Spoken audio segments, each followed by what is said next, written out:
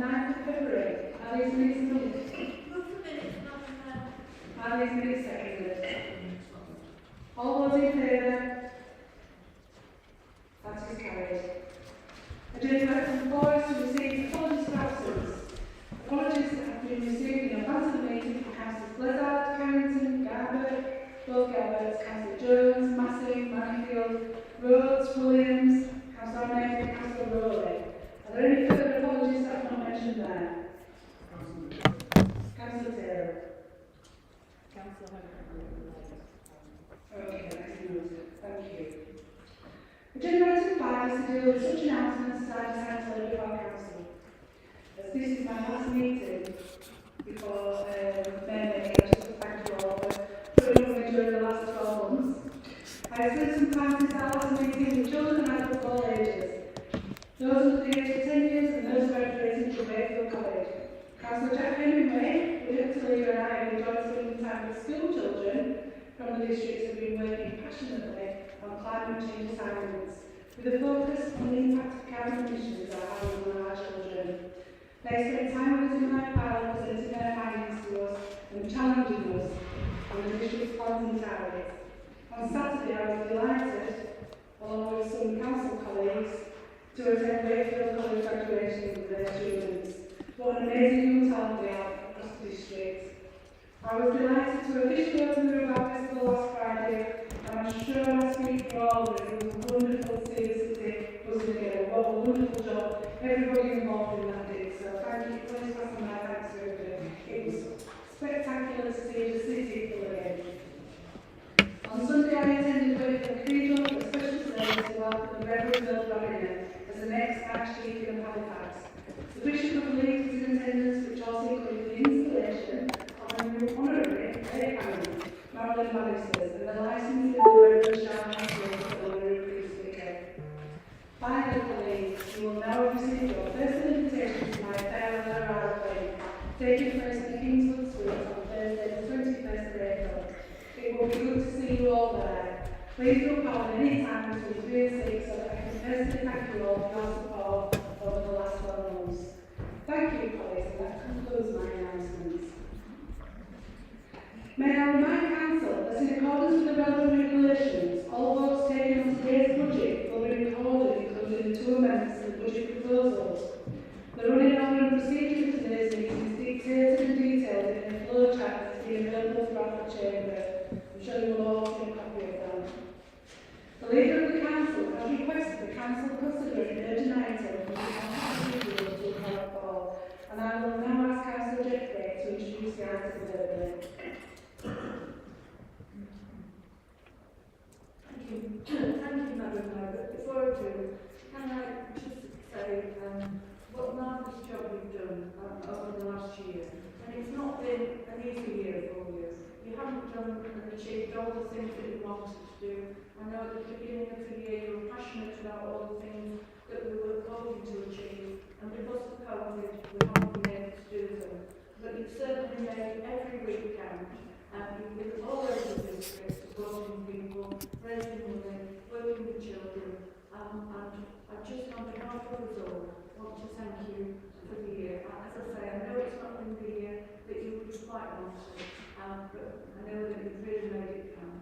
So thank you very much, Madam Mayor. Okay, we're here today because we can discuss and debate things. We can have a political look about which we probably will later. But people in Ukraine are going through absolute hell. The Russian aggression and murdering people is absolutely appalling. We watch it on television and we think we're watching a film. We're watching it step by step. We're seeing people murdered. And it's absolutely appalling. And I don't know how it will stop and what we can do in Wakefield. But we feel that we must do something, and there are 2 things that we can do. In 1991, the council then entered into a twinning arrangement with Belgorod in Russia. That twinning lay dormant for many years. We never followed it through. But it has been raised in the public arena and brought everybody to it. I think many of you in the council chamber probably probably even be aware that we were trying to do them. But what I would like to do today is to rescind and revoke that winning arrangement and write to them officially. It does have to be declared here, and I would ask the leader of the opposition and Tom Party to speak if you want to speak, or endorse my recommendation. The other thing that we can do, Migration Yorkshire is busy working with the refugee situation, getting funding, supplies out to Poland to help the refugees there. The Polish community in Wakefield are getting very involved, but Poland really are to be congratulated when you think how many people they're taking in, opening their doors, showing the way really. It's truly amazing what they're doing, and I want to pay tribute to them. Councillor Cummings, my colleague, will be having details for us about what Migration Yorkshire are doing, and she will circulate that so that we can all get involved and help. And I know that the City of Sanctuary in the bottom of Westgate are already motivating and getting things moving. So I just felt that we couldn't just go straight into the budget today. We had to take this action, and we had to express how we feel about how those people, while we're here sitting in here, they're fighting for their freedom, but they're fighting for their lives. And it's absolutely appalling. We never thought we would see this. So I'll leave it there. Thank you, Councillor Jeffrey. Councillor Stanley, on behalf of the Conservative Group, would you like to respond to the comment? Yes, thanks, Madam Mayor. Yes, we concur with the statement from the leader opposite, and we wholeheartedly, as a group, condemn the events going on in the Ukraine at the moment. It's absolutely heartbreaking when you see the images that are coming out on our screens every night. I just want to say thank you to the groups around Wakefield who have got involved and are collecting donations for the Ukraine that they'll be taken to Poland and left at the Polish border. If we could have some guidance about where those donations need to go. I know one of my colleagues, Councillor Fishwick, his shop is overwhelmed with donations from concerned residents. I will say that the Wakefield response has just been incredible. But yes, we wholeheartedly concur. Thank you. Councillor Gordon, on behalf of the Liberal Group, would you like to respond to our comment? Just would like to echo what's been said by both myself, Denise, and Nick. I think one of the things that I have found particularly disturbing, and I think this is something that is worth raising now, and I'm sure you're all aware of many residents groups that are out there across this district, there is still an element of Russian disinformation that is going into these sort of peddling of conspiracy theories about there was, a reason. I've seen people in community groups trying to justify what's happening, and I think the fact that we here as a council collectively across this chamber put on record and take that action is something that does, it is hopefully something that the public will listen to or at least acknowledge, and hopefully I'd like to think that people will think about what they are sharing before they do. And also, if you would be willing to, if you would send a letter to the government, to the Home Secretary, encouraging that the government does relax visas sooner rather than later. I know they've said that they will allow people in on the basis of the fact that they've got a family link, but many people out there who don't. And whilst the government keeps sort of nudging and saying towards that there will be opening channels, at this point we still know there are lots of people, not just on the board with Poland, but other countries too, who need to be in a safe place. And we're fortunate enough that we live in a society where we have that. So if we could send something really encouraging to open up those visa routes for people from Ukraine, I'd be really supportive of that.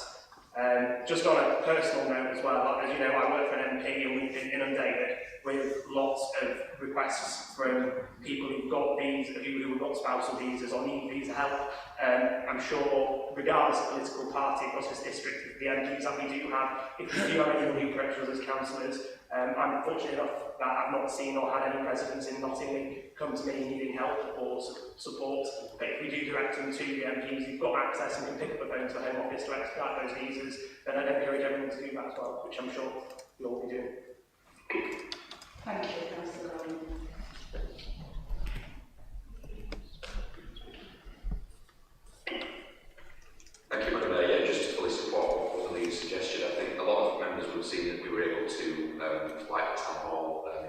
to the Ukrainian flag. Council colleagues and apart from that, I think what we'd like to do as well is to fly the Ukrainian flag from the council buildings, just to further demonstrate that solidarity if members need support of that gesture, and that's something we want to do in the next few days. Thank you. I'm now going to move this proposal to the vote. All those in favour of the proposal proposed by Councillor Jeffrey? That is carried. Thank you, everybody. Agenda item 6 and 7.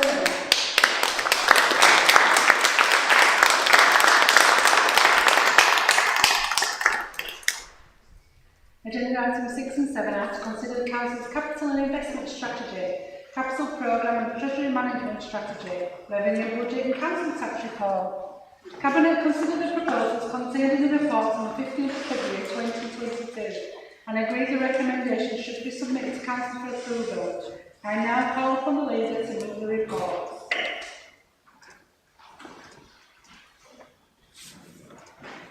Thank you, Madam Mayor.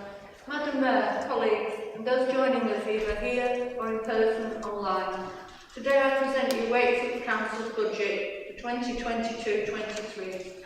This is a budget for all the people and places in our district. A budget that responds to the priorities and aspirations of our residents. It is once again a budget for investment. And it's a budget that makes the most effective use of every penny in funding that local people and local businesses of this district trust us to manage on their behalf.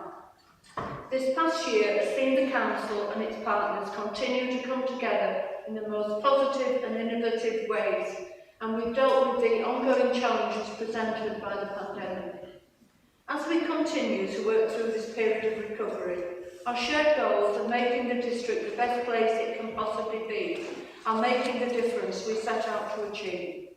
I'd once again like to put on record my thanks to elected members, to our workforce and to our local public sector partners and to our fantastic voluntary organisations and community groups for the brilliant work you do day in and day out to keep residents safe and help communities and businesses across our district thrive.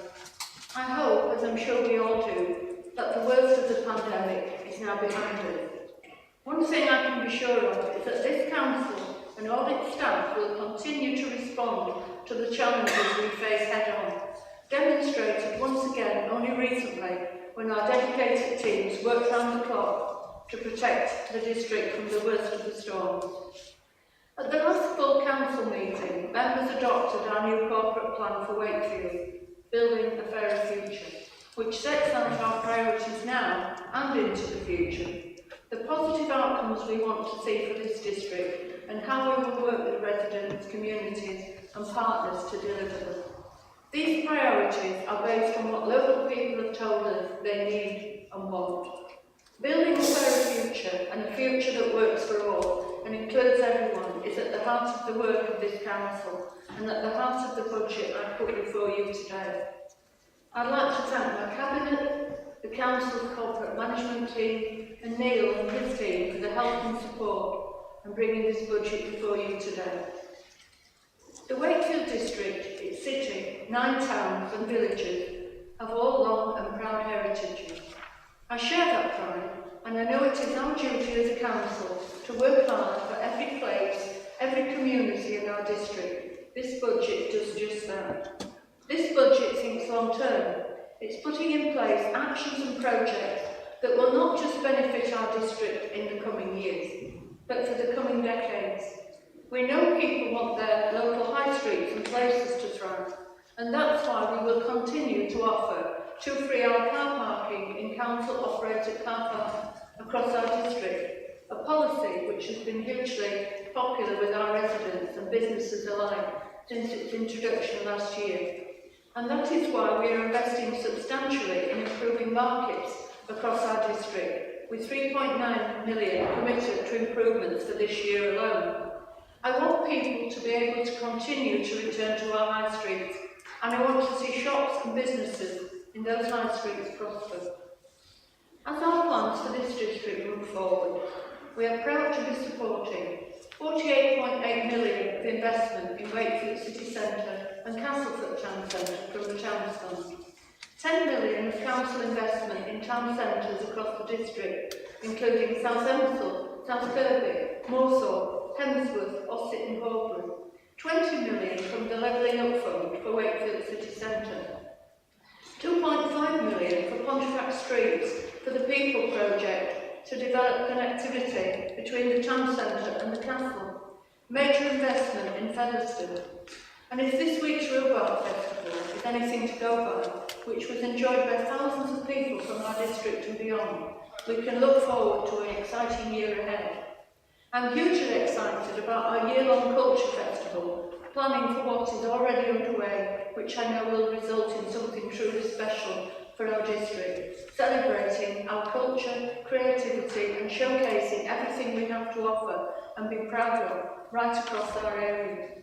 As a council, we also recognise and value the heritage and pride that sport brings to our communities, and that is why we've established a £6 million fund to support our 3 professional rugby league clubs, Castleford Tigers, Featherstone Rovers and Wakefield Trinity. This fund is not only to support quality stadiums, playing and training facilities, but also to help those clubs build on the great work they are doing in communities, particularly with young people and vulnerable people. Quality places also means quality and genuinely affordable houses. We are continuing to take forward our ambitious plans for new public housing across our district through delivery of a newly funded housing scheme, including Kirkton Wakefield, Castleford Smoonhouse, Pontefract Fire Station, Farm Lane Fitzwilliam, City Fields and Grove Drive in South Kirby. There will be much more on this to follow. No family in this district should be at the threat of eviction or homelessness through extortionate housing costs, and we will continue to work with families at risk and landlords to keep families in their own homes. We will continue to invest in facilities for local people and to safeguard our places. This year alone, 2.3 million will be spent on local traffic management schemes across the district and over 1 million on additional flood defences. With this year's Highways Combined Capital Programme totalling 13 million, keeping communities connected and ensuring our network is fit for many years to come. During the next 2 years, we will also be delivering a programme of public realm improvements to city and town centre gateways and improving spaces. We are supporting an economy that works for everyone. Our commitment within this corporate plan is to build and sustain an economy that works for everyone across Wakefield District. This means not just growing businesses and jobs, but helping businesses deliver on their responsibilities to those they employ and the communities they operate in, and helping families and people get the wages and income they need to live a decent life. It means working in partnership with businesses and trade unions, because unlike the Conservatives opposite, we recognise the value of working with and the contribution that our trade unions make in both the workplace and our wider society. It means helping people get the skills and qualifications they need to progress in their careers and to retrain if needed or want to change careers. It means getting people into decent paid jobs and ending the scourge of in-work poverty in our district. And it means increasing the social value generated from council procurement to create employment opportunities. We want to set an example and to continue to be a good employer to our staff, the vast majority who live in our district. As such, I am pleased to announce that we will be raising the local living wage to £9.90 per hour for our lowest wage employees. I hope other employers in the district will do the same, and I commit to working with those businesses and investors that want to bring more quality jobs and decent employment conditions to the district as a priority. I'm also pleased that recently we announced a well-deserved bonus to staff working in adult social care across the district, giving £500 to each worker. Over the next 2 years, we will be recruiting 50 local people into apprenticeships and supporting over 4,000 residents through a programme of activities to access the right training or find a job or apprenticeship through our Step Up programme. We'll work to secure capital investment for key sites, attracting businesses to the district that bring high quality, well-paid jobs and will deliver a programme of support for businesses and startups supporting 250 businesses per year. Wakefield remains a business people want to invest in and where they want to start and grow their businesses, but we need to make sure we have an economy that works for everyone. A decent life for people also means making sure they have public transport system to help them, to access work and training that is affordable, reliable and safe. Members across the Chamber are well aware of recent plans to remove and change a number of our local bus services, plans that would have left many of our communities completely isolated.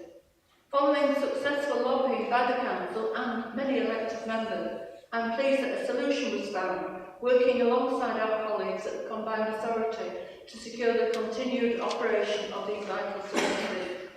The DfT have now announced today some funding for bus services and will continue until October 22. But the government must look at ways of continuing to support service, not just a quick fix. This needs to be long term. We will continue to back Tracy Brabham in her ambitions to get publicly controlled bus service across West Yorkshire, as well as their recent lobbying to improve rail links between our district and Kirklees. This Labour-run council will always listen, lobby on behalf of and fight hard for the people and places of our district. This year alone, we've supported the district's former miners in their campaign for pension justice, and we've highlighted the challenges being faced by local energy-intensive industry across Wakefield district as a result of ever-rising costs, including recent unprecedented increase in energy prices. We've made calls for the West Yorkshire Pension Fund to divest from fossil fuels, developing a plan to move away from oil and gas, and we've called for the practice of fire and rehire to be outlawed. Investing to save and deliver long-term efficiency is a key part of our approach to delivering services and being a modern council. This includes continued investment of £2 million this year into our digital services and £1 million to continue the modernisation of our social care case management and recording system. We have also identified an additional £5.1 million in service efficiencies and savings across the council. I know this sometimes puts additional burdens on managers and staff, and I want again to thank them for their commitment and loyalty to this council and the people of Wakefield district. The investment in technology and efficiency is paying off. Our contract centre continues to provide 24-hour services to people across the district, dealing with 25,000 queries a month, and nearly 70,000 residents have now signed up for My Account online service, making services simpler and more efficient for our residents.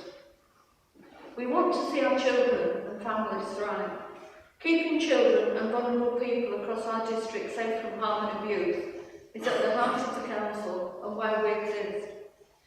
I'm so proud of the progress made in our children's services in recent months, and especially pleased that Ofsted has identified Wakefield as having the fastest improving local authority children's service in England. It's a tribute to everyone who works or supports that directive, and I thank them all. Demand for support for both children and adult care continues to grow, and we have invested to meet that demand. This includes an additional £3.8 million in response to the continued increase in demand for social care.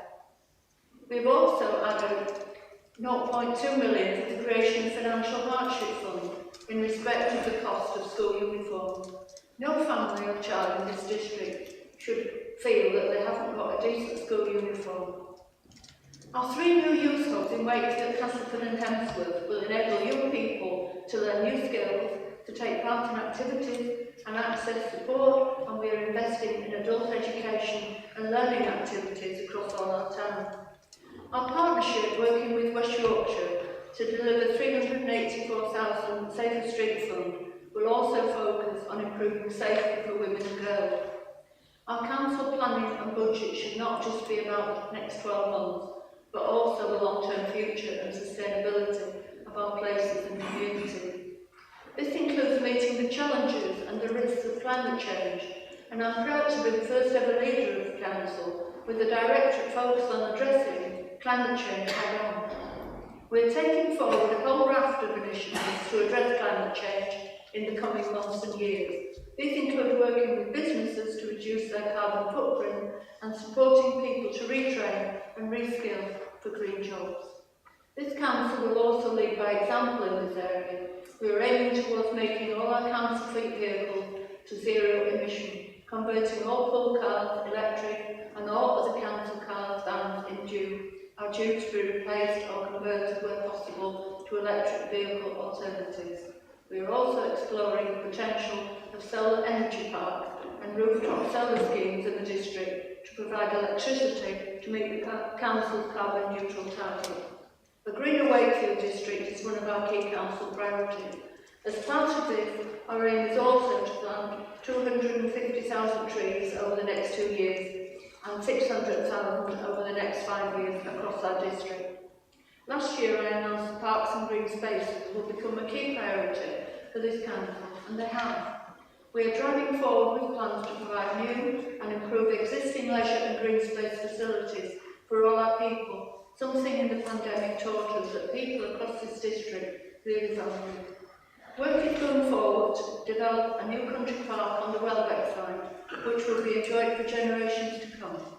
We are also investing 1.2 million into Pontefract Park this year, with other money going to improvements in Zones Park, Green Park Overy, Spring Mill Offset and the White Rose Forest. We will also continue to work with and help Friends of Parks Group, which input is invaluable to support communities in caring for the green spaces that they value. And this Labour-run authority will complete the replacement programme for LED street lighting, not plunge our district into darkness during the small hours, which is being proposed by Wakefield Conservative Group this year as an alternative budget offering. Since 2010, this council and other local services across our district have had central government support slash. In 2019, even before the pandemic, the Centre for Cities think tank estimated that Wakefield district was the 4th worst impacted city in the UK in terms of government cuts. I make no apologies for reminding this chamber of how much funding residents of this district have had taken away from them over the last decade. Between 2010 and 2019, Tory and Lib Dem government slashed funding for public services by 484 per man, woman and child away from our district. That is an equivalent of this council and partners having an extra 170 million to spend on local services this year. If this government really is committed to what it calls levelling up, giving Wakefield people that 170 million a year back will be a good start. As the cost of living crisis worsens, this council will not stand by as local people and families struggle. We will continue to run our More Money in My Pocket and Help at the Hub scheme, helping local people to manage their money and get the benefits to which they are entitled to and need to live. Our November 2021 benefits campaign roadshow alone helped residents claim 382,000 in payments they were entitled to, and we'll be continuing these roadshows this year. We will also continue to help households at risk of fuel poverty. In 2021, we received over 2,000 inquiries for energy efficiency improvement support, and this number will no doubt rise as the situation worsens for local families. I recognise that council tax is a burden for many. I also know that it has been the deliberate policy of this government to increasingly put pressure on council taxpayers to fund local services through its continued squeeze on local government support. We will continue to support those in need. Last year alone, we supported over 29,000 adults in the district in receipt of council tax support, including 10,000 pensioners. This included giving those households a £45 shopping voucher to help them by freeing up income to help with other household costs. We are also looking at other ways of supporting those in need. The community shop in Nottingham is just one example of successful partnership working to make a positive change in people's lives, helping to ease bills and make money go further. And shortly in Normanton they will have a new community shop in the High Street. Through this budget, elected members of this council will also be able to continue to work and support our many wonderful community groups who play such an important role across our district with their projects and activities through our various grant programmes, including the Neighbourhood Improvement Fund and Community Development Fund. Madam Mayor, we know that delivering this ambitious budget will cost money, and I take no joy at all in having to increase council tax or put any costs on the helpless families of this district. The budget I put forward to you today is driven by what local communities want and by the needs of the people of this district, especially our most vulnerable residents. It is also delivered in the knowledge that this government is still not prepared to properly fund public services, not just for this council, but for health, policing and other vital services across our district. As such, I am asking Council to improve the proposed revenue budget for 2022-3, including an increased council tax by 1.99 and an adult social care precept of 2% on council tax. This budget makes, I believe, the best use of every penny. It delivers value for money and it ensures that we continue to provide the day-to-day services that people rely on throughout our district. Madam Mayor, myself and my colleague came into politics and onto this council to improve the lives of people of this district and safeguard the future of all our places. We came into politics to ensure that our district is a place where everyone can achieve, a place that people can be proud of, where families thrive and all our children have the best start in life, a place where our residents are happy to live and healthy lives and can access the benefit from green spaces, leisure and learning opportunities. A place where everyone has jobs and job opportunities that provide security and a decent standard of living, and that everyone has the opportunity to develop new skills throughout their working lives. This is a budget that seeks to do just that, and I commend this to Council.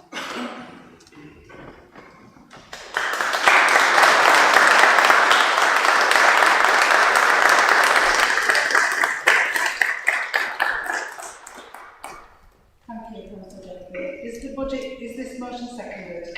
Seconded, Madam Mayor. Would you like to speak now, Councillor Mayor? Yes, please, Madam Mayor.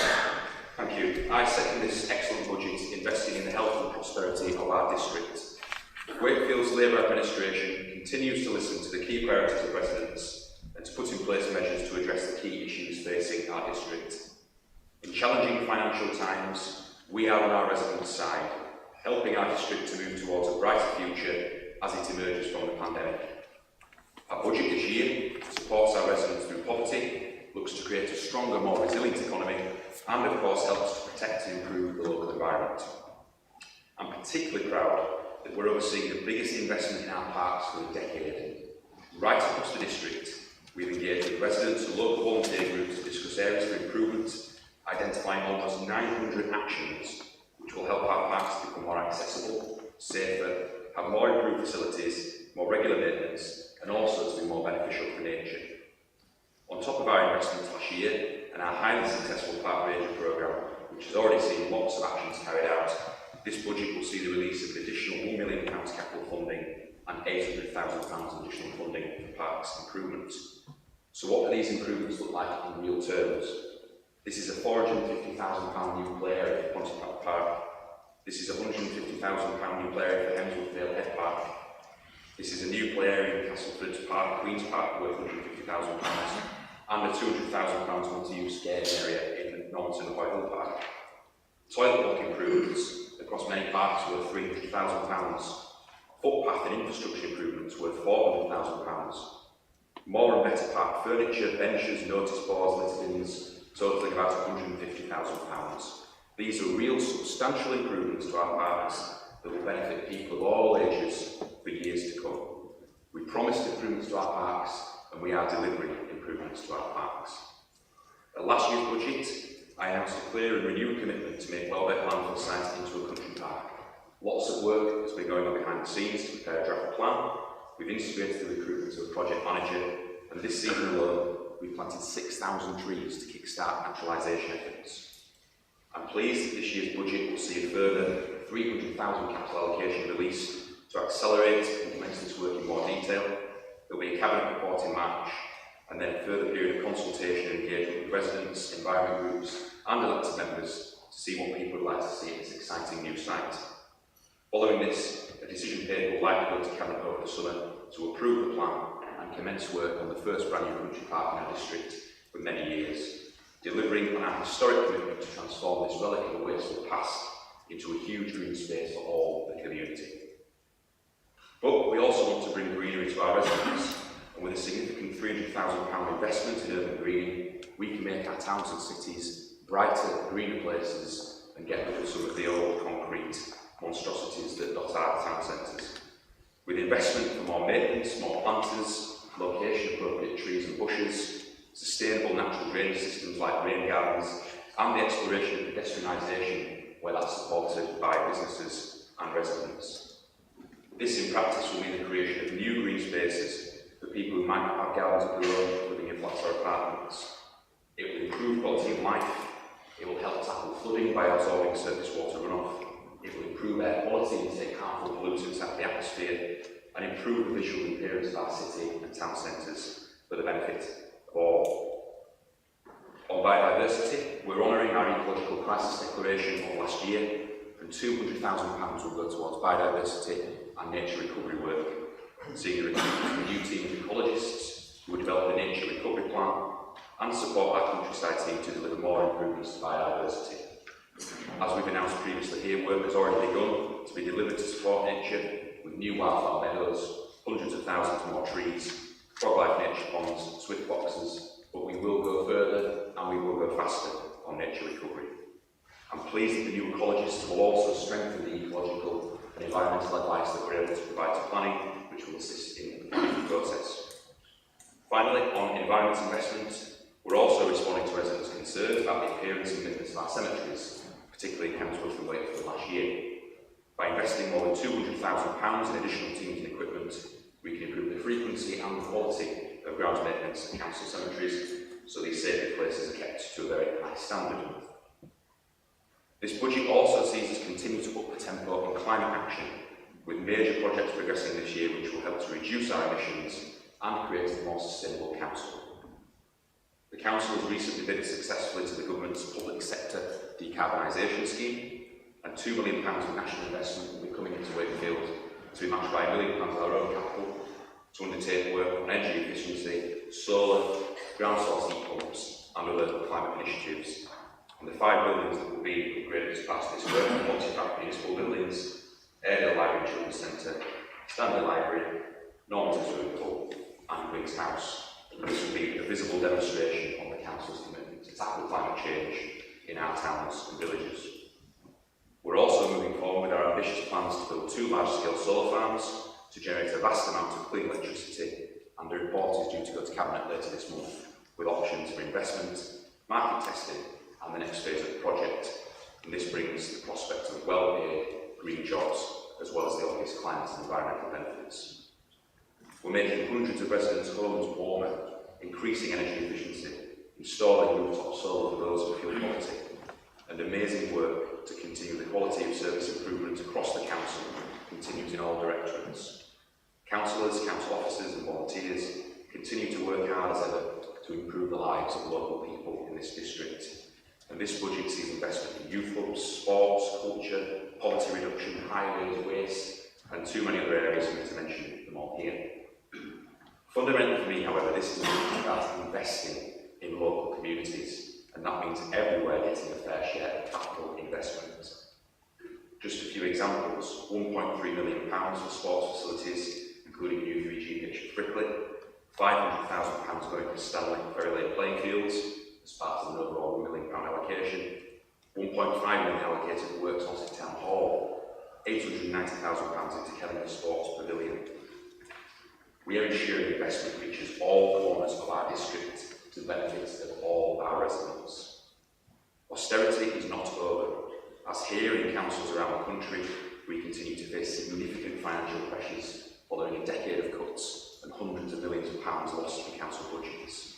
But by targeting our resources effectively and wisely, we can and are committed to make a massive difference to our communities.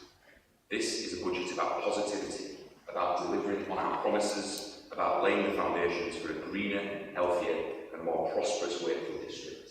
This is a Labour budget and I am proud to second it. Thank you, Madam Mayor.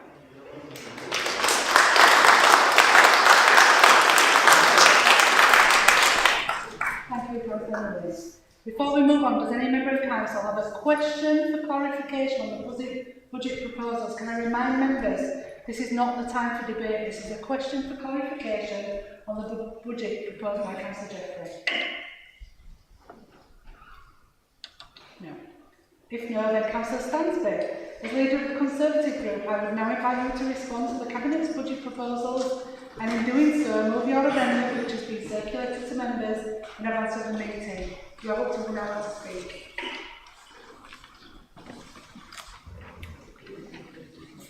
Thanks, Madam Mayor. Once again, I'd like to thank those council officers who have been involved in next year's budget process.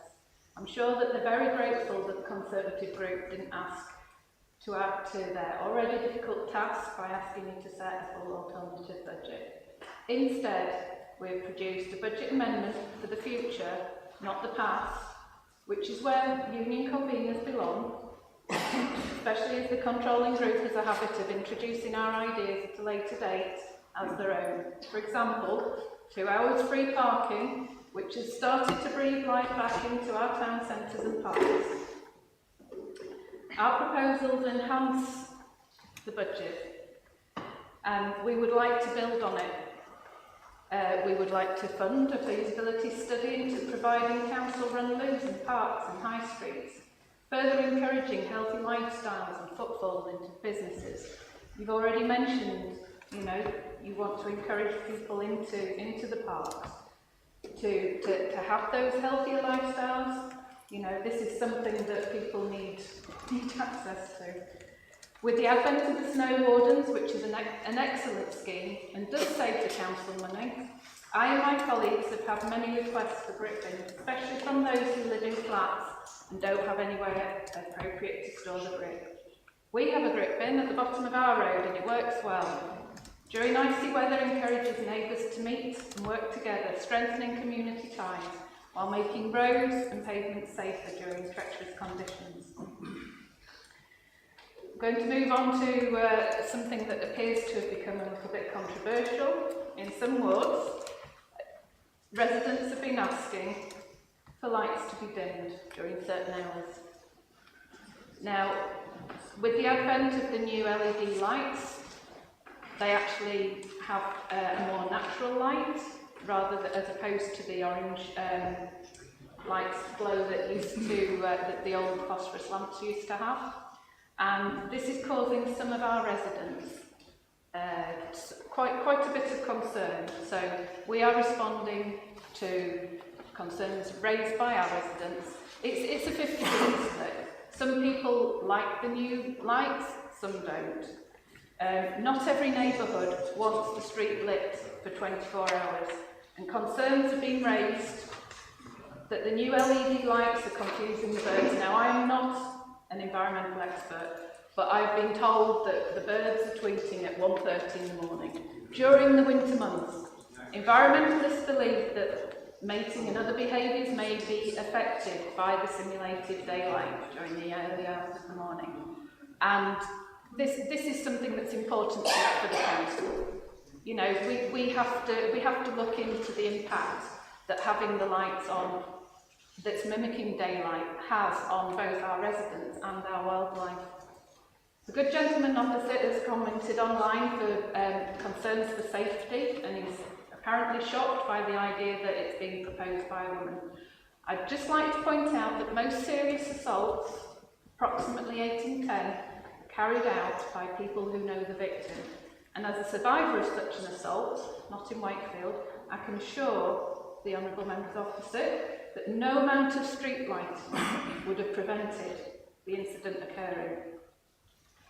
Other councils have successfully trialled the idea of dimming the lights during the hours of 12 and 5. Usually those who are leading the way will reducing the carbon footprint. Point of order, please, Madam Mayor. Point of order. We show the opposing side a lot of respect and they show some respect for the Conservative leader, please, because all we're hearing is mumbling over there. We've shown respect to them, so please can they show respect to our leader, please? Yeah. It's not a point of order, actually, Councillor Farmer, but we will continue to listen to Councillor Stansby. The moment over there, so Some people aren't. Other councillors have successfully trialled the idea, usually those who are leading the way with reducing the carbon footprint. And we have said many times, we've heard many times in the chamber that we are leaders of carbon neutral policies. And in some areas it's actually led to a decrease in crime. We would like to use the savings discussed to increase the children and young people's budget, to reinstate those social worker posts that have been removed in the leading council's budget. Only recently has Wakefield Children's Services been awarded a rating of good after years spent providing an inadequate service. The number of children in care is expected to increase. This would be a proactive rather than reactive measure to ensure our most vulnerable children are not at risk. We would also like to see the Neighbourhood Improvement Fund increasing by £5,000 per ward.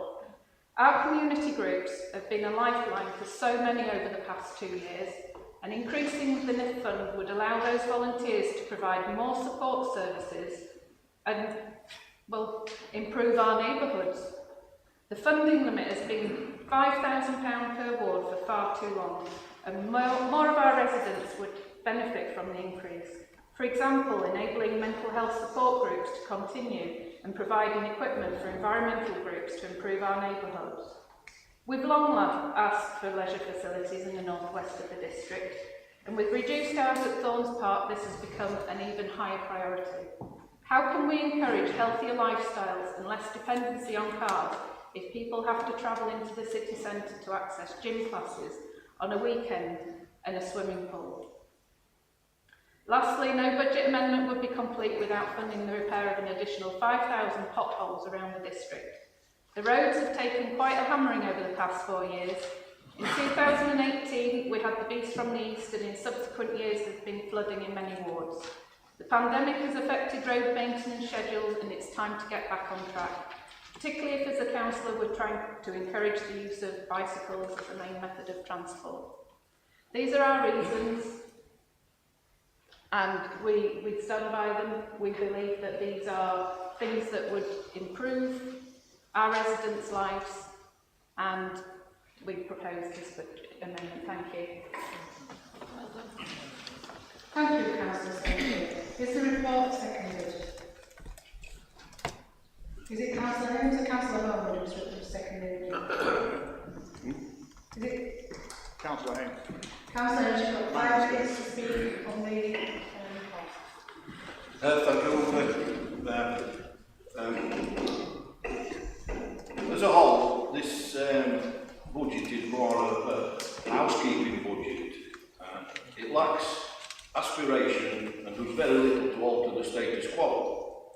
The narrative around the budget supports the description of Wakefield as an area with deprivation and a large percentage of low-paid workers.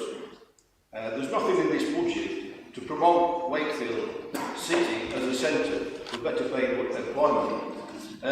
I'm disappointed that we are not able to press the case for Wakefield with the combined authority. Councillor Holmes, can I just double check? Are you speaking about the amendment? You need to be speaking on the amendment of the budget proposed by Councillor Stansby, not the budget proposed by Councillor Jeffrey. So you need to be speaking on what Councillor Stansby has just said. Thank you for the correction. That's okay. Coming back to the fact that it's a housekeeping budget, this amendment is combined to housekeeping and the items don't relate to anything other than how the money could be better spent and where money could be saved. Notwithstanding the opposition probably to the street lighting costs, lighting does not deter crime, and there's no evidence that unlit areas are a safety issue.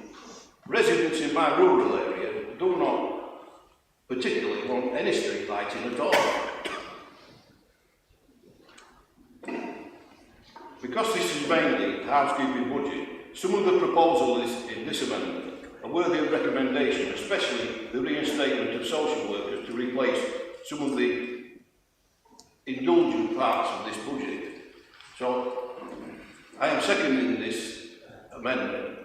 I am seconding this amendment as an amendment that will help to save money, spend money better and more efficiently. Thank you, Councillor Hayes. I will now take comments on the amended budget proposed by Councillor Stansby. This is subject to the normal 5-minute rule, and members are only permitted to speak once on the proposal. Does any member wish to speak? Councillor.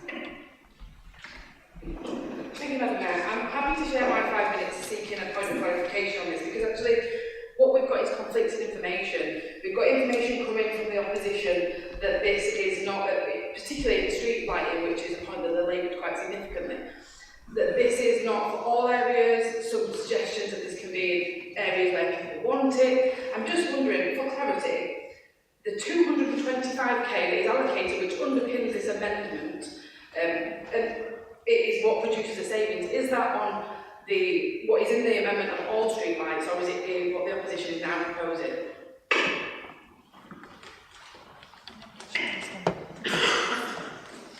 Thank you. The 250k saving is for the entire district on a 1-year trial. Councillor Short. I will share my 5 minutes. Thank you. Yeah, so I'll just carry on. That's fine. So yeah, so I'm glad that we've got clarity, because I know there has been some press statements put out that this is for just people that want it, and I think we need to be clear that this is for the entire district without asking us. So what I'd like to do briefly is just read out some of the comments that residents of hundreds have joined our call to action to say how much they completely disagree with what the Tories are putting in front of us. Women are already scared enough to walk anywhere, might as well curfew us. Now, we're not talking about the science behind being safe, we're talking about people feeling safe. Leave us all in darkness for all those up to no good to operate. Sadly, I think this Farson idea was from a very out-of-touch woman. Yes, that's good thinking. Make it more easier for criminals to go and court. Does any one of these Conservatives live in the real world? I assume not.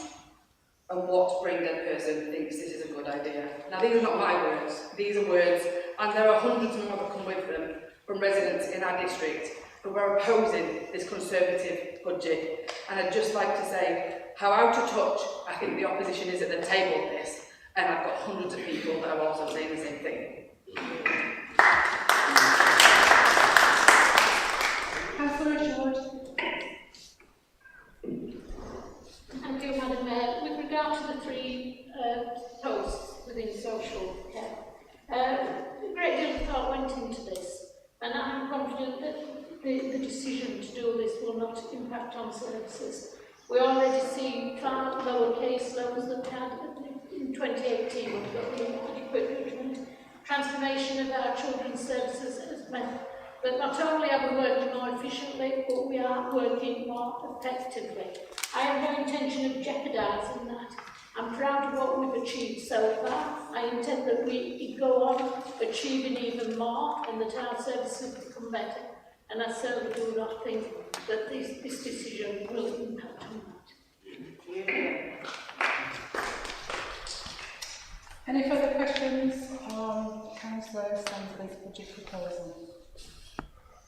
Councillor Cummings. Thank you, Madam Mayor. It was just a quite a clarification on the LED street lights, because the leader of the Conservatives did say dimming of the lights, and on here it says switched off. So I just want a part of clarification, please. If they're switched off, they will be dimmer, so yeah, it's switching off. Councillor Morley. Madam Mayor, just clarifications or comments on their alternative budget? Comments on the alternative budget. Alternative budget. I mean, please. I mean, this is my 10th budget on this council, and this budget that they've put forward has had more outings than perhaps that was my way to quite truthful. We keep fetching it out year on year. They've rebranded this year as housekeeping, that really. They're going about potholes. They want to fix loads more potholes. This last financial year, this council has done 6,700 potholes, Madam Mayor. That's not the answer. What we need is a good maintained network that we're doing in investing the £13 million in resurfacing roads, in footpaths, in gully clearing. They're things we need to be doing, not just concentrating on potholes around the district, but naturally that's not how we maintain these roads, about resurfacing and carrying on that way. So I think what you're doing is complete nonsense with that. We go on though about the street lighting. I think that's absolutely devastating what you're proposing. Councillor Stansby, can you just admit that you've got this completely wrong? You're not saying that you're going to some rural areas, as you've answered to Councillor Collins, is that you're going to completely, in April, if you're in charge, turn the lights off across the district, plunging our town and city centres into complete darkness, our communities. Nobody is asking for this. Leeds City Council have done it in some rural areas where you can half understand it. But to say people are asking for this, I have never heard anything as ludicrous in my life. The new street lighting we're putting in is giving 80% energy savings. Some of the districts are getting 60 to 65%, we're getting 80%. And turning it off for a night time when electricity is most cheapest, so it's not going to create a massive amount of savings. So, Councillor Stamp, please, just say you've got it wrong because you have got this one wrong. Honestly, I cannot support this budget whatsoever. Any further comments on the amended budget? Councillor? I understand the spirit of turning the lights off to save money, 250,000 and I think there's a lot of other things we can prioritise and save money on and turning off the street lights. My ward, on the streets of Ward 16, is very well lit, but as a child, I remember Mum, Dad, make sure you all avoid this road, it's dangerous, there's no lights on it. I know we talked about assaults happening on dark streets, but what about the drug dealers? There's a lot of drug dealers in my ward. They go to the dark car parks. What about the people that finish work in bars, in stores at night, they walk home at night? And I can't speak for myself, but I do speak for the young, the elderly, and the ladies. And I think everyone would have heard this. I'm going to take the long route around because I'm going to avoid the dark street. I think dark streets present a massive security risk, notwithstanding how the CCTV cameras that are placed on in the areas work. So I unfortunately cannot support this motion either, and that's on behalf of the residents I represent.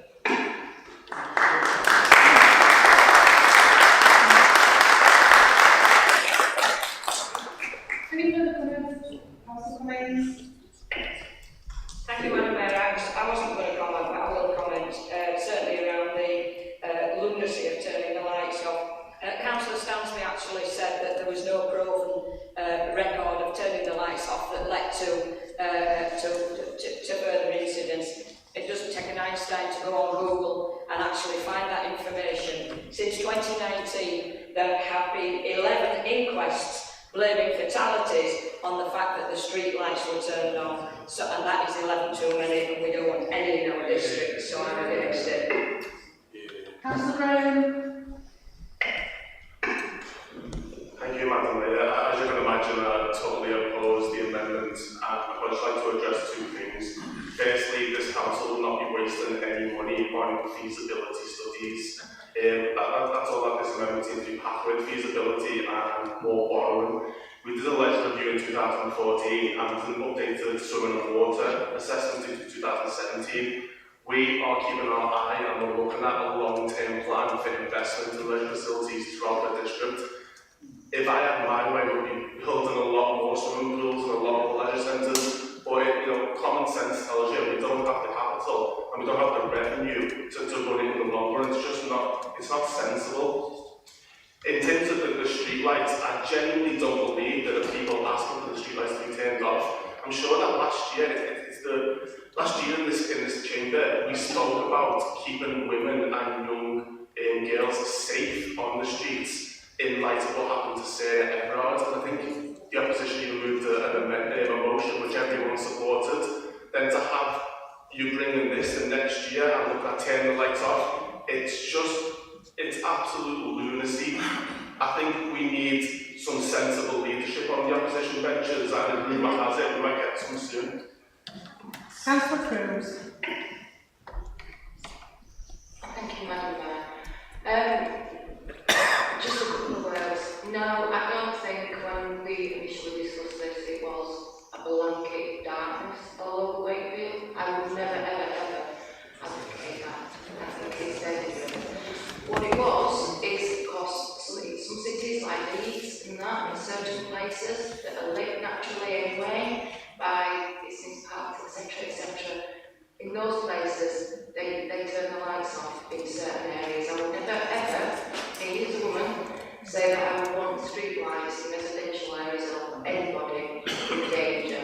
It was just to look into whether in certain places around our district we could save money by turning them on. That's all I'd like to say. Can I just seek some clarification from Councillor Stansby?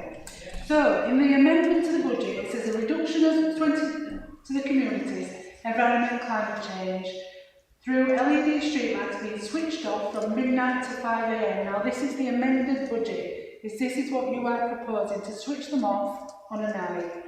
Just for some clarification off, so everybody is aware, so we don't need to keep asking. So, Councillor Kitchen, did you have a question? Yeah, thank you, Madam Mayor. As elected members, it's our responsibility to keep the communities across Wakefield district safe and to even contemplate to turning any lights off in our district at 12 midnight or 5 in the morning. I find very, very hard to understand. That's not keeping them safe, keeping our residents safe, particularly women.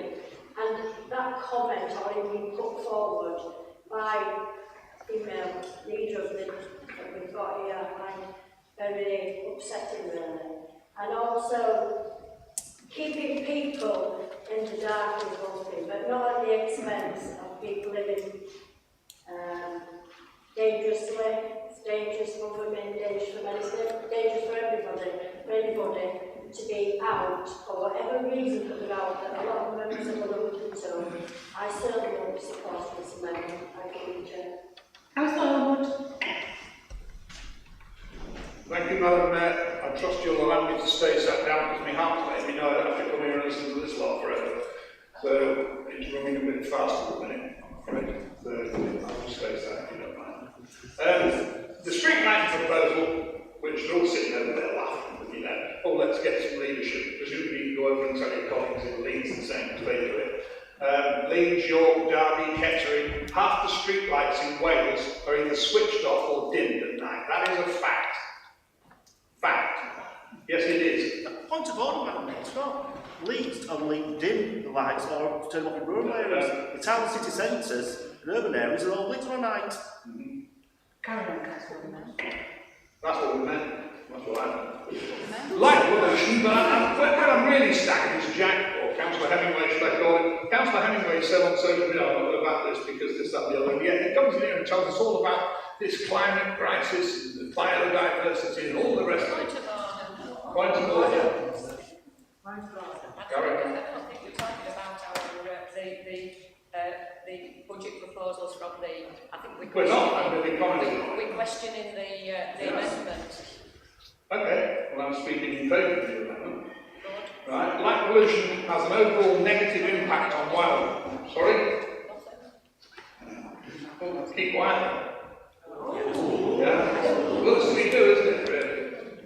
Councillor, let's go back to what we discussed at this moment in time, which is Councillor Stansby's budget. Yeah, right. So light pollution has an overall negative impact on wildlife because it disturbs the way animals and plants perceive daytime and nighttime, and thus upsets their natural behaviour.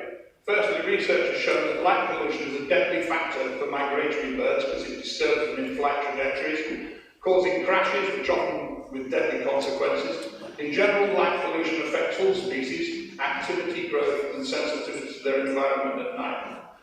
Light in the dusk and dawn hours, and at night particularly, upsets animals' natural circadian rhythms, with daytime species becoming active at night and missing out on their rest and sleep. Nighttime species on the other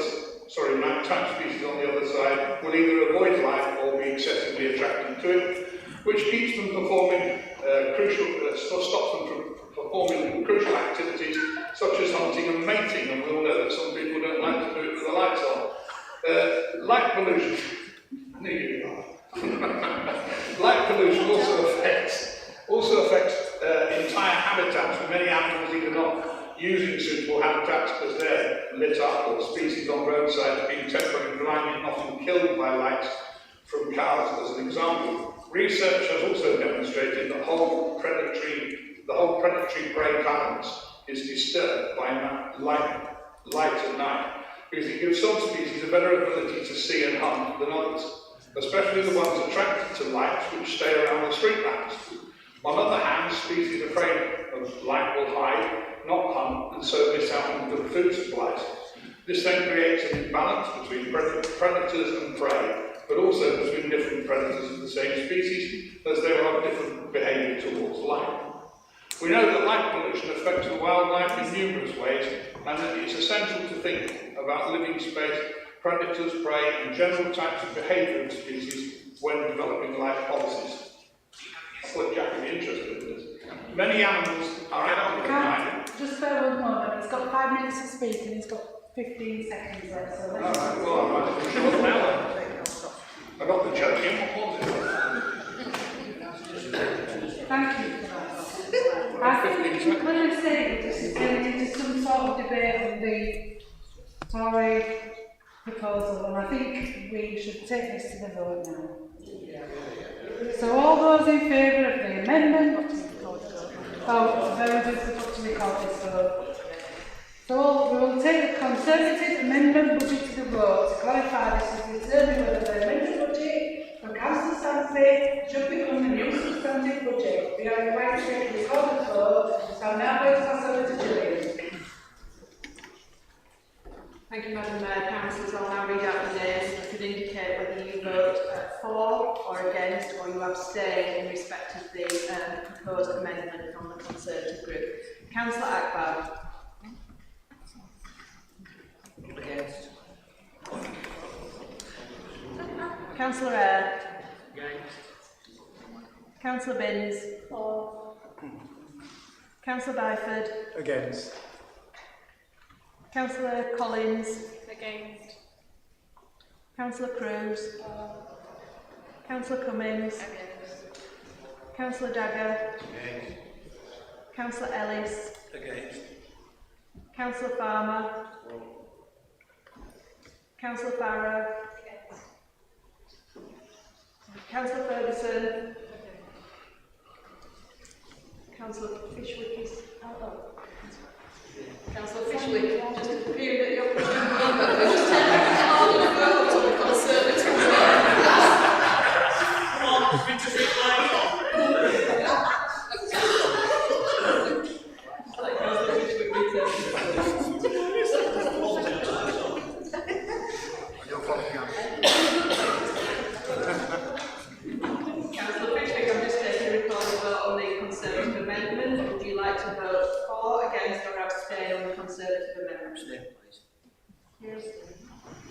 Councillor Forster. Against.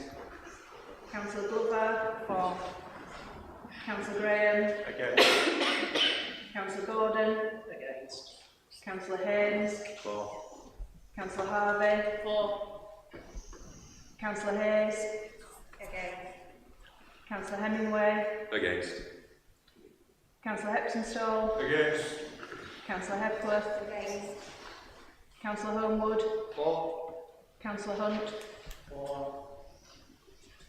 Councillor Graham Isherwood. Councillor Margaret Isherwood. Against. Councillor Jeffrey. Against. Councillor Johnson. Against. Councillor Keith. Against. Councillor Kitchen. Against. Councillor Malkin. Councillor Medford. Against. Councillor Mitchell. Against. Councillor Morley. Against. Councillor Pickin. Against. Councillor Sanders. For. Councillor Scott. Against. Councillor Shaw. Against. Councillor Spate. Against. Councillor Stansby. For. Councillor Stockhill. For. Councillor Swift. Against. Councillor Tennant. Against. Councillor Tennant King. Against. Councillor Tully. Against. Councillor Wallace. Against. Councillor Whitehouse. Against. Councillor Womersley. Against. And Madam Mayor, would you like to? You're abstaining. You've missed me, Taylor. I'm here. You have indeed. Apologies, I've crossed out the wrong line. Councillor Mrs Taylor. 4.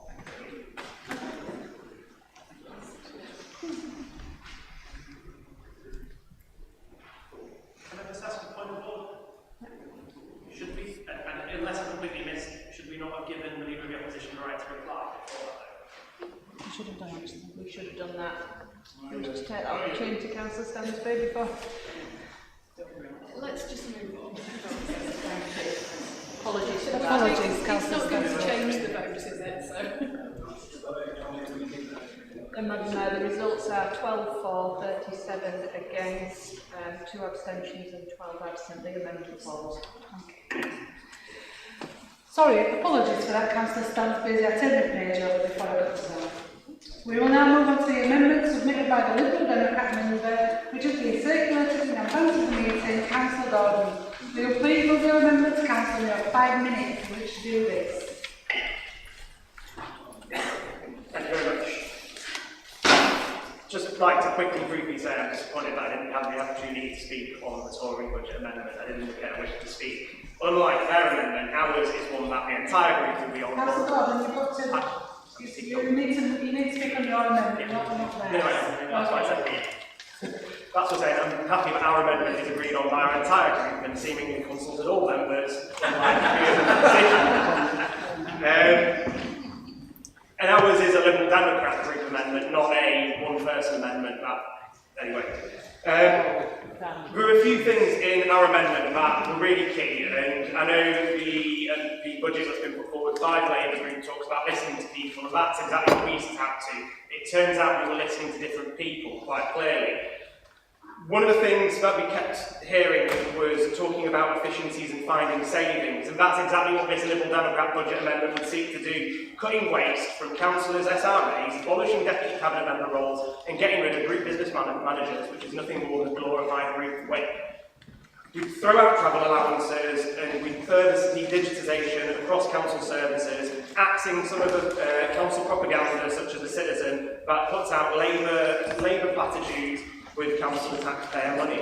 We'd also like to see more money for children and adolescent mental health services. This is something that we put forward last year, and still, again, think is something that we need to see further investment in, and that we want to put the children and their mental health and well-being at the front of the top of the priorities for this district.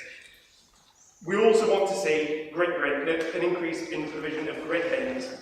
This council keeps adding to the road network across all parts, yet we don't see sufficient increase in provision of grit bins. Whilst the snow warden scheme is a good stopgap, it doesn't fundamentally stop the problem that if people have got grit and their snow warden kit before it snows, they have to then travel around in the snow to try and get it, or have someone bring it to them, which makes the roads dangerous for everyone involved. This budget amendment as well talks about wanting to see a greater provision of facilities and leisure, not just in my ward, our ward of Nottingham and Ferry Bridge, but across this district. We don't want to just see investment in one part like some others would do themselves. We want to see an increase of facilities and a range of facilities. And I'm proud that this year, once again, we've obviously brought back, but we want to see a feasibility study with some money earmarked for capital investment to rebuild and reopen a swimming and leisure centre in Nottingham. This is something that we listened to the people on, and when there was a consultation, they told us that's what they wanted to see, despite it not being an option in that consultation. And it's also something, according to Facebook posts, that apparently the Labour candidate for Nottingham shares and supports. So I'm sure that will make for an interesting dynamic should he win. The other thing that is in here too is if the council, if this Labour administration are not going to give us our own leisure facilities, which I can accept in some parties due to damaging cuts that still continue by this Conservative government, then they should at least look to try and install a shuttle bus that would support individuals accessing leisure facilities in parts where they often can't get to. That should be free of cost and put on to make sure that people who've been cut off from vital services, like I've mentioned time and time again, the first door I knocked on, a chap who couldn't go and exercise anymore as part of his rehabilitation following an injury. he couldn't swim because he couldn't get anywhere. If we put on free services, and that will at least hopefully help. We also want to see safer streets. This is something that, again, I'm quite happy to have brought back from last year too. We want to see money, £500,000 towards improving pedestrianisation and the trial of 20-mile-an-hour zones across this district in areas outside schools and other areas that see high densities and volumes of speeding traffic. We all know that one of the great frustrations that we all have as councillors is people telling us that there's cars speeding and we can't put speed cameras in. At least trying to prevent that and slow traffic down with safer streets would hopefully allay some of those fears and make it safer for all. And we spoke a lot about crime already today.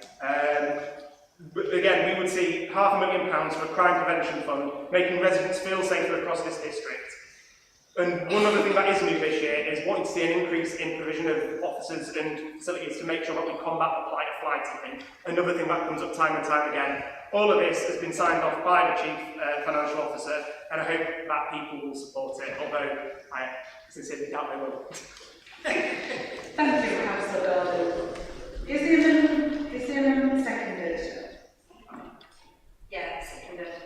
A seconded amendment, you have got 5 minutes to speak. Would you like to speak to me? No, not really got anything to add. Tom sort of said it all. Thank you, Councillors. I now take comments on the amended budget proposed by Councillor Gordon. This is subject to the normal 5-minute rule. Once again, members are only permitted to speak once on the proposal put forward by Councillor Gordon. Are there any comments or Councillor Isham? Yes, thank you, Madam Mayor. I just want to clarify what Councillor Gordon counts is actually funded by the NHS, not by this council. But we do have a wonderful emotional wellbeing team who Councillor Slash and I visited yesterday, and they're doing an excellent job. In fact, they have no waiting list on their books. Thank you. Councillor Morley. Thank you, Madam Mayor. On the grip bins, Madam Mayor, can Councillor Gordon ask where the 34 lucky locations would be that receives them? How would the criteria be met? Madam Mayor, we provide over 340 grip bins across the district in areas that actually need them. The snowbirds work fantastic. I pay tribute to the work they do. It's people that actually wanted to do the work of clearing snow. Unfortunately, what we do find year in, year out when it does snow, remember we haven't really had these winters this year, touch wood, is that it's people using them for their drives and that we don't really get benefit out of them. That's why we created the snow wardens. When we move on to the safer streets, Councillor Gordon, we're already doing that. It's in the capital programme. We do put 20-mile-an-hour zones in there and work communities as councils come forward where that's been introduced. So that work's already been taking place. So I don't quite want to, put it in, done that work sort of been put in again. So just then cross that to raise. Thank you. Any more questions or comments on Councillor Farr? Thank you, Madam Mayor. Just interest really, your amended budget. I'm just wondering how much the budget's for. Is it for the Liberal Democrats or is it for Red Day? I know you've told us already that you work for an MP. I'm just wondering if you actually work for Red Day. Because it's the old classic line with Liberal Democrats. Don't throw stones at living glass houses. Because if you're not aware, your MP, Mr. Davis, just broke the MP sleeves rule. He apologised over questions looking to the solar fund. He is paid to advise. He directly asked a question now to declare an interest. He gets 18,000. I'm just interested whether or not we're afraid to sort the budget out today. So we need to be asking Councillor Gordon. Is something on the budget that he's proposed? The amendment. I just want to know if it's for him, for Liberal Democrats or for Mr. Day. You don't have to. I was going to say, I was just going to reply to everything at the end anyway. I don't think anybody's expressed an interest or asked any more questions, so...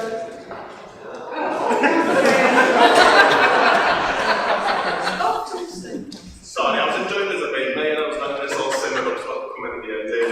But it's a similar line to the one I just put out for the Conservative amendment.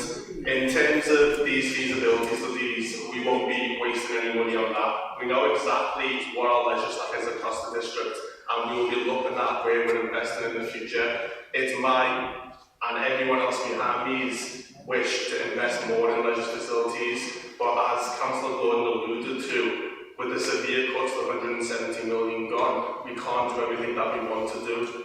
What I will say is a lot of those suggestions are clearly very political. When it comes to where we'll place leisure facilities, we're not looking at wards, we're not looking at that ward and that ward, which clearly we've got some target seats for the Lib Dems in May. We're not interested in that. We don't look at the boundaries of the district, we don't look at the boundaries of the wards, we look at where's best place for everyone and the overall of it.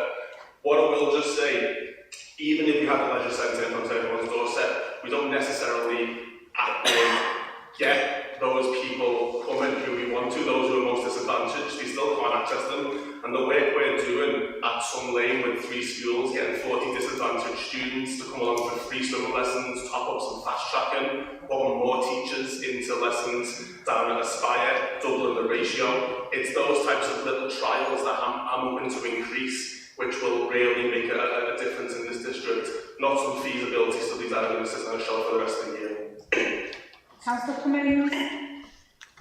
Yeah, thank you. Pretty much what Michael's just said, feasibility studies we shouldn't be doing them, and it's quite obvious that we're coming towards the 2022 elections, because why would you mention Handcroft, particularly within my ward? I'm not sure, Councillor Gordon, whether you've ever been to Havercroft and Ryehill, because we've got a £1.3 million leisure centre, we've got £500,000 youth facility that's used 5 nights a week, and we've also got a state-of-the-art playground there, plus a wonderful youth club in Crafton. So this is clearly aimed at what's happening in May. I know you've been sneaking around in the ward. Now, as Councillor Stoddart his hand up now, I suspect he's going to say the same as me. I think this is just absolutely lovely. Come to the ward and I'll show you where the leisure facilities are. I'll show you the young people that are benefiting from the fabulous youth facilities that we've had. So it's quite clear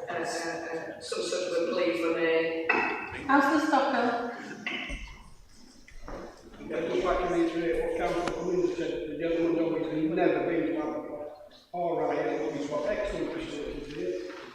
The sports facilities support at least 14 different football clubs of all ages, rugby club, bowling, cricket, amongst other things. We support a library, the youth facilities are excellent. I don't know where this has come from. It certainly hasn't consulted any of Pam's characters. Councillor Keith. Yes, Councillor, thank you, Madam Mayor. Basically, what Councillor Graham has just alluded to, a lot of these things that Councillor Gordon has put forward could have been funded and we have not had the £70 million cuts. But let's not forget where those cuts started. It came from a central government that was a coalition government supported by the Liberal Democrats. Councillor Gordon, before we take the amendment for votes, would you like to sum up? In a surprise that shocks no one, I will have a few things to say. So, just in terms of one of the points which Councillor Morley made on both snowboarding and safe streets, it's just that, whilst I accept the council, I'm not saying we don't try to make the streets safe, there is some good work that goes on. I just think that in the instances that I've gone out or I've tried to get in touch with officers and said, this is something that is a problem, that is something that residents have come to me with and highlighted, we don't seem to be able to get stuff done as easily, or we're told that it'll have to come out of the budget down the line. I know certainly when it comes to capital expenditure, we're asked to send in suggestions for things like pavements that need resurfacing on roads. Certainly some of the roads that were put in when I was first elected in 2019 have only recently been done. I know that's not anyone's fault that we're running behind, but it does cause frustration when people tell us what they want and then they don't see it. So by having further investment, that's something that I hope to alleviate that. When it comes to the rather odd comment, shall I put it, from Councillor Farmer, that's, yeah, basically the response. I think in regards to the point which has been made by a few of the Labour councillors here too, we need to pick a narrative and stick with it. Either we could have had funding and we could have built and maintained leisure centres, or we don't need them. Pick one, not both. That's my criticism to that. What I do think is when it comes to people who I speak to on the doorstep, whether it be in Nottingham, whether it be in Crofton, I don't know whether you feel like I'm to one much. I think I've respect open throughout. Hypocrites, pretty much. Carry on. Yeah, anyway, before I was rudely interrupted, the point that I would make just on that is, you know, when we speak to people, when we knock on doors, we listen to what they say, we don't just rock up at election time, we work hard all year round, which is what I find so ironic, that this has been said that it's only for the election, we do stuff all year round, and you know, I hope, perhaps, well, maybe if we did have a better opposition, that thought to use the council chamber to campaign, the state of this district is going to be in a better state across the chamber. But sadly, it feels like I'm left to do a lot of the heavy lifting in providing opposition between myself and my mum. Thank you.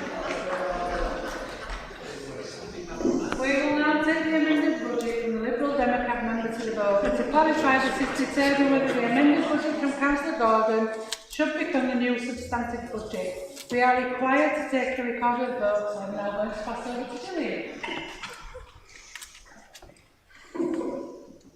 You turn your microphone off, please, Councillor Gordon. Councillor Gordon.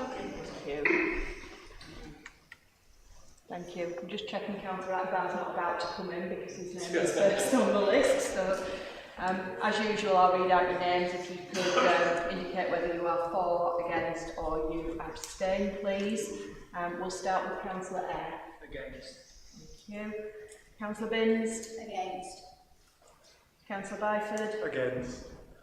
Councillor Collins. Against. Councillor Cruz. Against. Councillor Cummings. Against. Councillor Dagger. Against. Councillor Ellis. Against. Councillor Farmer. Against. Councillor Farrar. Against. Councillor Ferguson. Councillor Fishwick. Against. Councillor Forster. Against. Councillor Glover. Against. Councillor Graham. Against. Councillor Gordon. Councillor Hames. Against. Councillor Harvey. Abstain. Councillor Hayes. Councillor Hemingway. Against. Councillor Heptonstall. Against. Councillor Hepworth. Councillor Homewood. Against. Councillor Hunt. Against. Councillor Graham Isherwood. Against. Councillor Margaret Isherwood. Against. Councillor Jeffrey. Against. Councillor Johnson. Against. Councillor Keith. Against. Councillor Kitchen. Against. Councillor Malkin. Councillor Medford. Against. Councillor Mitchell. Against. Councillor Morley. Against. Councillor Pickin. Against. Councillor Sanders. Against. Councillor Scott. Against. Councillor Shaw. Against. Councillor Spate. Against. Councillor Stansby. Against. Councillor Stockhill.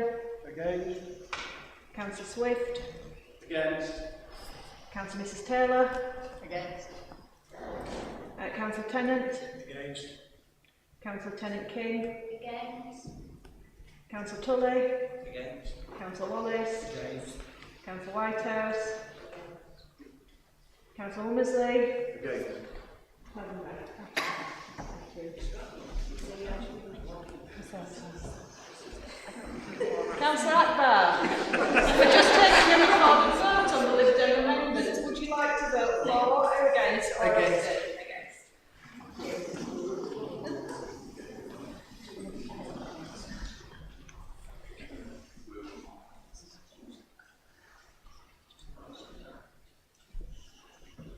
So, Madam Mayor, that is 12 members absent, 2 for, 47 against and 2 abstentions. So the amended budget falls and we now revert back to the original budget as proposed by Councillor Jeffrey, as set out on the agenda earlier on. Does any member wish to speak on the original budget? And may I remind members that speeches must be directed to the question under discussion or to a personal explanation. No speech may exceed 5 minutes. Councillor Harvey. Thank you, Madam Mayor. Madam Mayor, no doubt Wakefield Council today will pass this budget proposal without unexpected amendments. But it's clear to all Wakefield residents, whether you are political or not, that this Labour Council has steadily run down our city through their poor management and waste of taxpayers' money. So I give you some facts. 39% of Wakefield East children living in the low-income families. Wakefield North not done many better, 33%. So Wakefield has less than 30% of people with level 4 qualification compared to the national average of 43%. By age 10, 11, 1 in 5 Wakefield children are obese. Life expectancy in Wakefield has gone down between 2015 and 2020.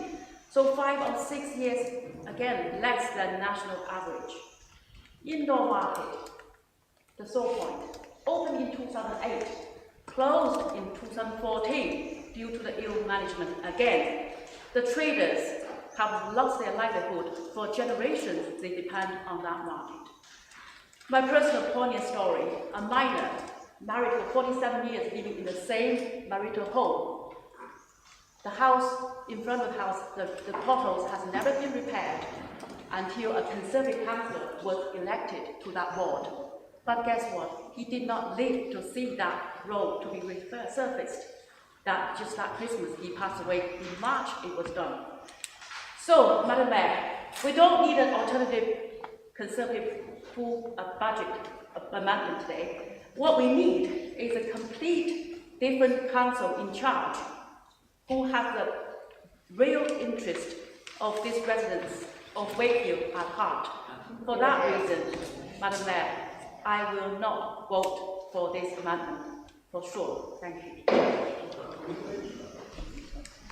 Anybody else want to speak on the regional budget? Councillor Barnes.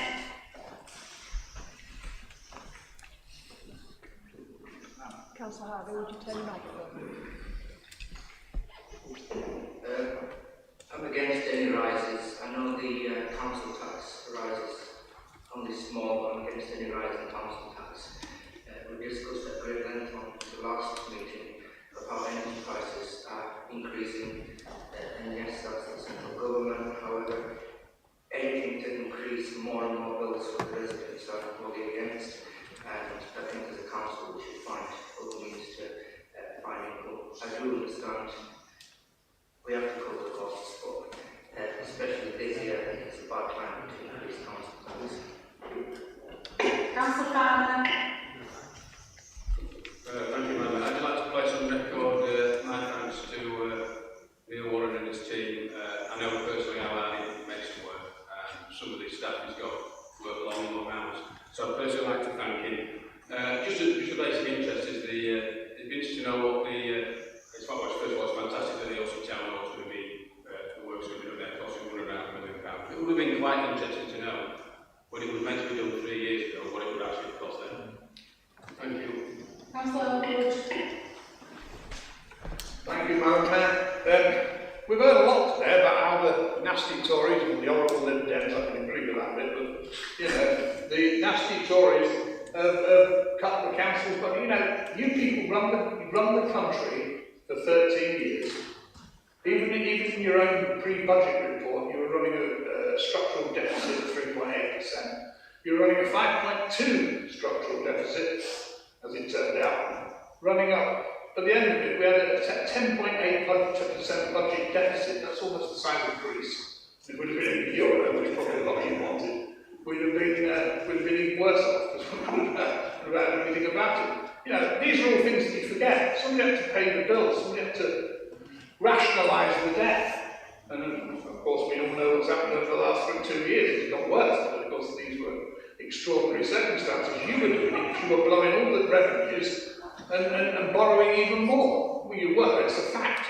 Oh, well, the International Monetary Fund must be wrong, and the Councillor for Stanley must know better. Councillor Anthony Starr. Thank you, Madam Mayor. If we're talking about facts, let's start on energy costs for the last financial year according to TPS. And the reason why I'm supporting this proposal is because it seeks to look after all residents of this district, which are estimated at 340,000. Estimated cost for the married couple who's retired, £799, 3 pence. projected for a married couple. Retired, living in a 3-bedroom house. £1,385.58 per year, an increase of £600 per year. That's for gas, electricity. Estimated annual cost for a married couple that's retired in this district, £670.26 per year. This year, projected for next year, £957.08, an increase of £300 per year. And I'll go on to say, this council looks after all the 340,000 residents within its district. There are 2 areas that I'd like to mention. One is Wakefield East, Ward 16, the other one is Airedale, Castleford. The life expectancy of people, residents living in those districts, or in the district, in that area, is 10 years less life expectancy than some other areas within this district. It's because of this, Madam Mayor, I support this budget this year. Thank you. Councillor Gordon. I think just, again, this is something that isn't political, but obviously a lot of work and effort has gone into this, you know, for amendments from council officers, so thank you very much for that. And I don't envy the Labour Council and the Labour Cabinet members having to put together a balanced budget. You know, credit where credit's due. It's not easy, particularly in times where financial sort of stability has been thrown out the window with the likes of COVID, and that's something that, you know, particularly with sanctions and what happens with regards to Russia, it's going to be difficult setting a budget going forward, and that doesn't seem like it's going to get any easier anytime soon. I think one of the things that I certainly think that is just really quite a shame is that we can't increase council tax by anything less than the maximum. I'm sure everyone across this council chamber doesn't want to increase council tax. We don't want to see residents having to fork out more. But on that basis, you know, in our amendment, we sort of accepted we'd have to increase that rise. And if this budget amendment had something for the people in my ward, I would be inclined to certainly think about voting for it. You know, the problem that I have is fundamentally in it when you control left and search Nottingham, 3 results come up, and it's stuff that's already been promised, money that's already been allocated, and it's just in there again. So for me, what can I say to my residents? What are they getting? They're paying more, and as far as they can see it, they're getting less, and on that basis, we'll be voting against it. I just think one of the key things to note in this budget is a £6 million that is going to be spent on sort of maintaining and refurbishing County Hall. It is a beautiful building and we need to protect it. I do think this is something that down the line we're all going to have to stand up and take flag together for. It is something that is a massive overhead spend, and it is no easy answer to it. I think if we're all sensible in that debate, and again, something that I just sort of noticed and didn't want to make a political point of, it would have been low-hanging fruit to go for it, but we chose not to do that. We have a proud heritage across this district. All the towns in the city have each their own separate identity. And like I say, I just wish there was more in there that would be for places further away from Wakefield. But thank you very much. Councillor Taylor. Thanks, Madam Mayor. People of Ponsford will welcome this budget as I do on their behalf. Should welcome the streets of people for the investment in Horse Fair and Road Gate, which graduates into the 21st century. Also welcome the £450,000 addition to improve the play park. It's been much required. We had a slide stone about 5 years since it's never got replaced. And the amount of people that are using our parks now, it can see all the children that's in these parks, so the facilities improvement would be brilliant. And also the improvement to the park lake, which is scheduled, I believe, for October. That's been much needed to improve the lake. It will make it a park destination, not just for Pontypridd, but for all the districts. It's much welcome. Councillor Tully. Yeah, thank you, Madam Mayor. And I first of all want to thank and commend our officers for the work they do putting this budget together, and we'll be supporting this budget because I'll tell you why I support it, because it's not so long ago, 3 or 4 years since, we were riding around this country saying there were £350 million a week were going to be coming to NHS. 12 months ago, less than 12 months ago,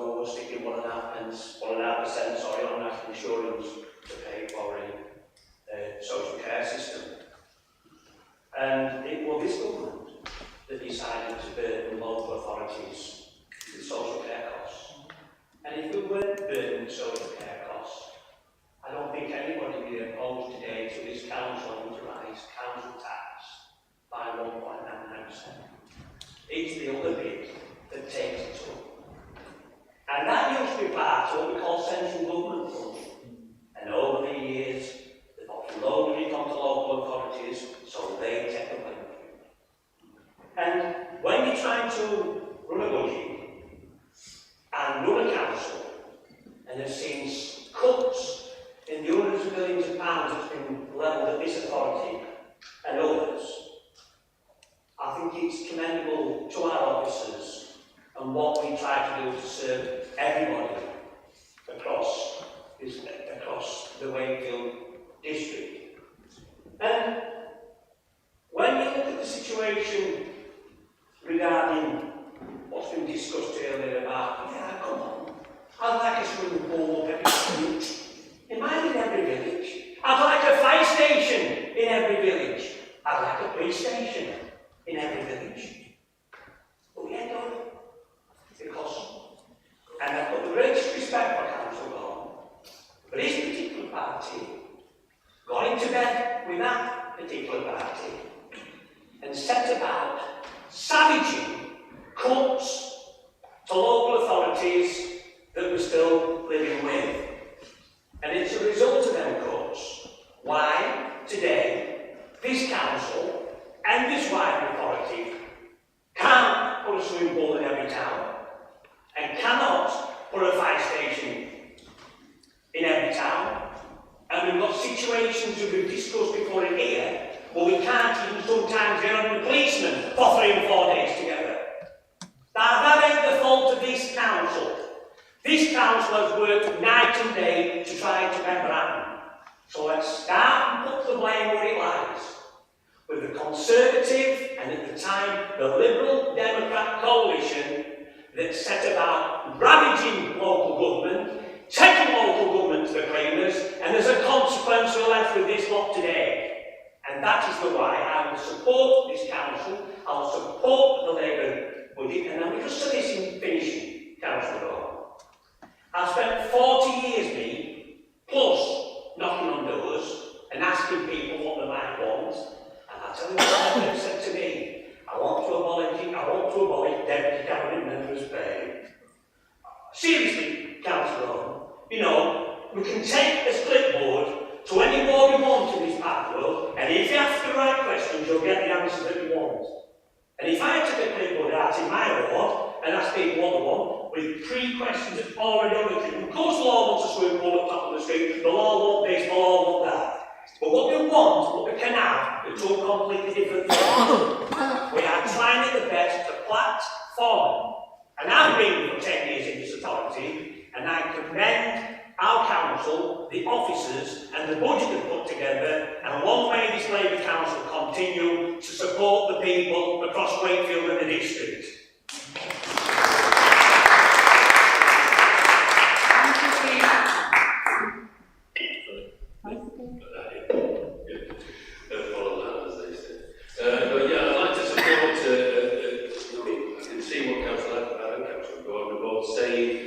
This is a very bad time to put by some more increases on people's monetary budget and housekeeping budget at all.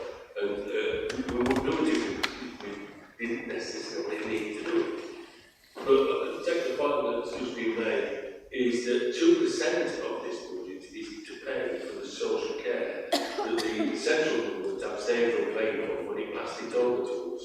And so 2% of this effectively, very nearly 4%, half of it, is going on social care, which could have been and should have been taken care of by central government. So, and I do think that over the last budgets that I've been in here, where we've increased it by 1.99%, we are Wakefield have charged the lowest council tax in West Yorkshire. I don't know what it is in comparison now, but I would imagine it's very, very near the one, because I think everyone's been going up by a very similar amount. We've proven that freezing council tax won't work, because when you throw it out, it has to go even bigger. So we tried all that with the guy, I can't remember what it was,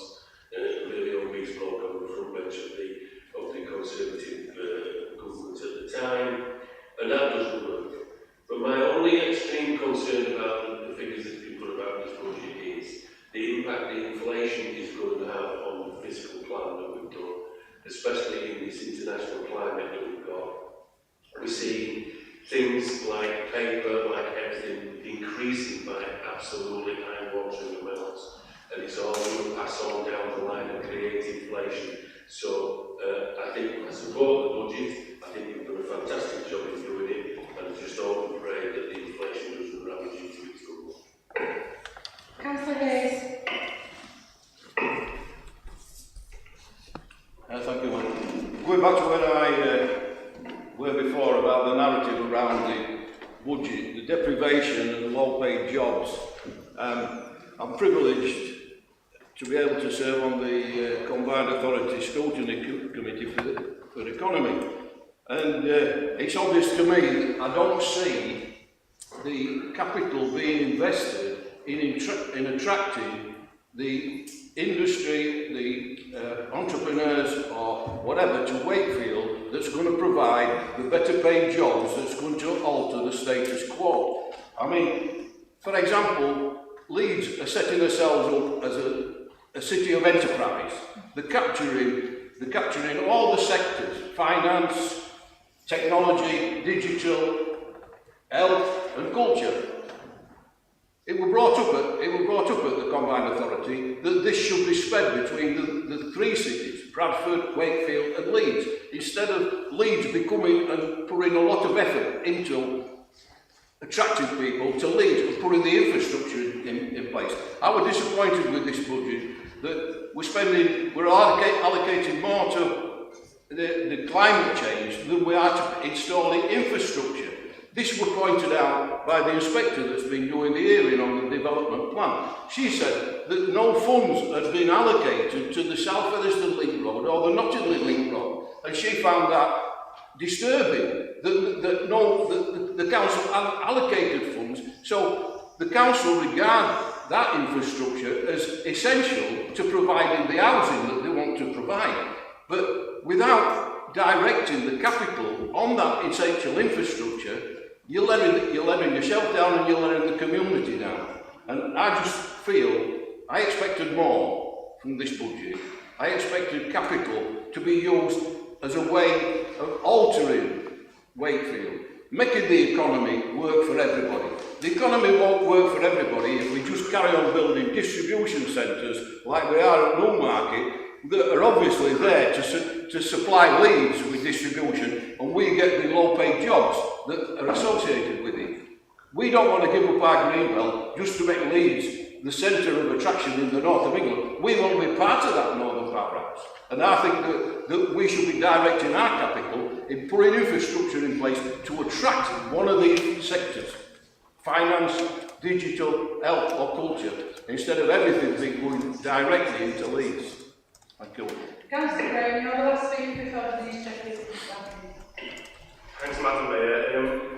That was interesting from the council opposite. I do wonder why all of that wasn't put into the amendment.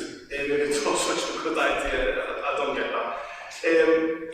Just in terms of why I support this budget, I'd just like to say a massive thank you to Councillor Jeffrey, because since she took over the leadership of this council, I think everyone in this room will agree that the investment has been spread out right across the district. There's not one village or town or part of this district that can't say they haven't benefited since she's been in power. So an absolute massive thank you for that. Councillor Harvey says that we need a Conservative rule in this council. I mean, from what I've seen today, Councillor Harvey, you can't even run your own group.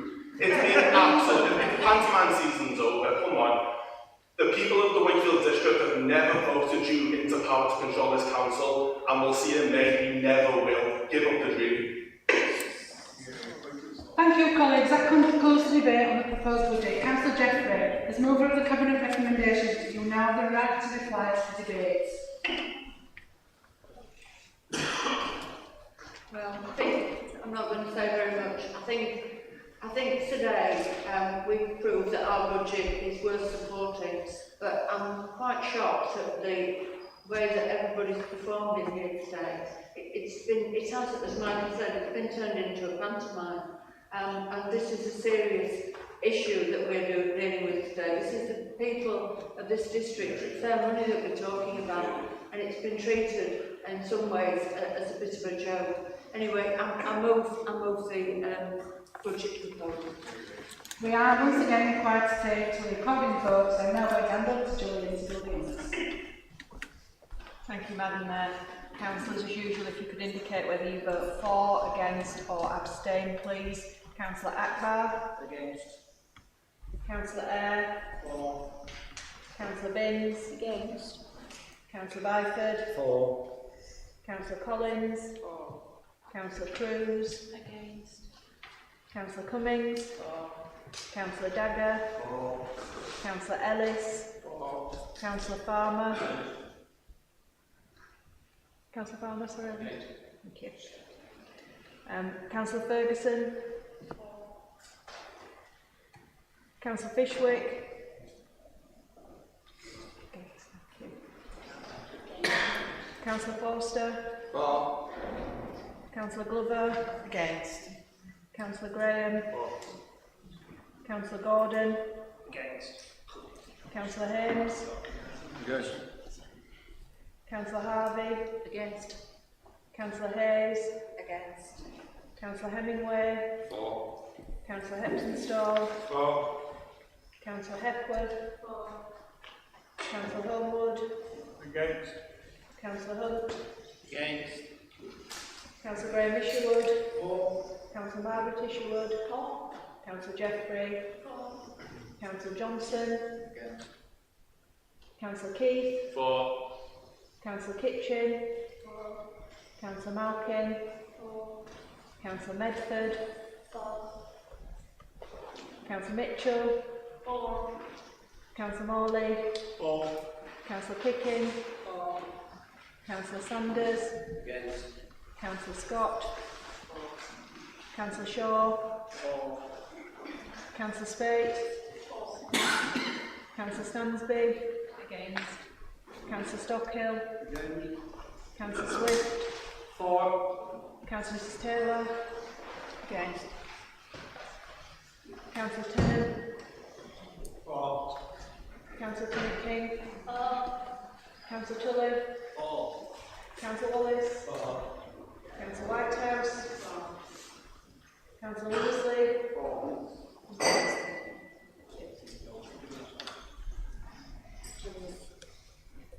You missed my vote. Apologies. For. Thank you.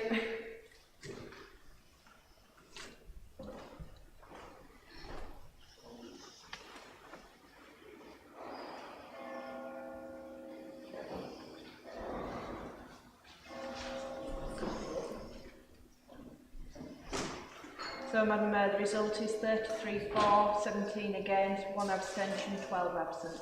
So that is clearly carried. And that, colleagues, was the last item on the agenda. Thank you all for your attendance. Can I remind members that the next meeting of council will be held on the 19th of May, which will be the annual council and mayor making. I now declare this meeting closed.